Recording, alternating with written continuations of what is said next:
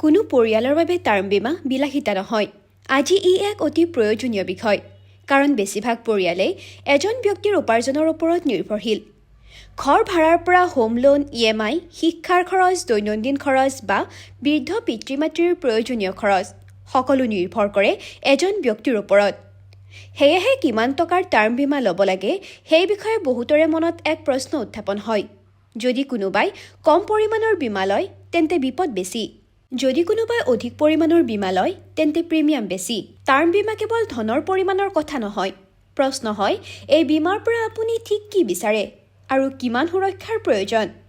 এটা term policy আপোনাৰ সম্পূৰ্ণ আয়ৰ প্ৰতিষ্ঠান হ'ব বুলি ভবাটো একেবাৰে ঠিক নহয়।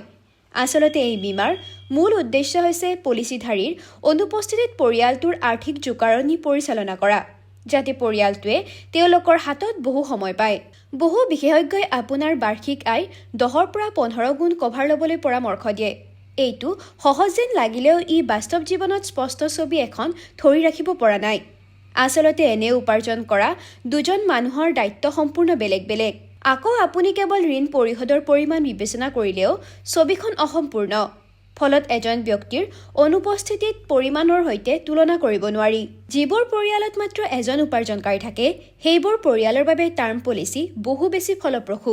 উপাৰ্জন বন্ধ হ'লেও বহু খৰচ আছে যিবোৰ কেতিয়াও বন্ধ নহয়, যেনে খাদ্যৰ খৰচ, বিদ্যুতৰ খৰচ, যাতায়াতৰ খৰচ, শিক্ষা, চিকিৎসাৰ খৰচ বা যিকোনো ঋণৰ EMI।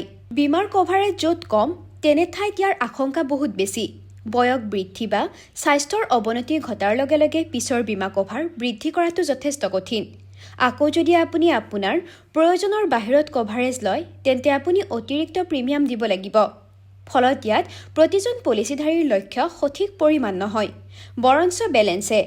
কোনো অতিৰিক্ত মানসিক চাপ নোহোৱাকৈ জমা কৰিব পৰা আৰু জীৱনৰ পৰিৱৰ্তনৰ সৈতে পুনৰীক্ষণ কৰিব পৰা কভাৰেজ লোৱাটো প্ৰয়োজনীয়।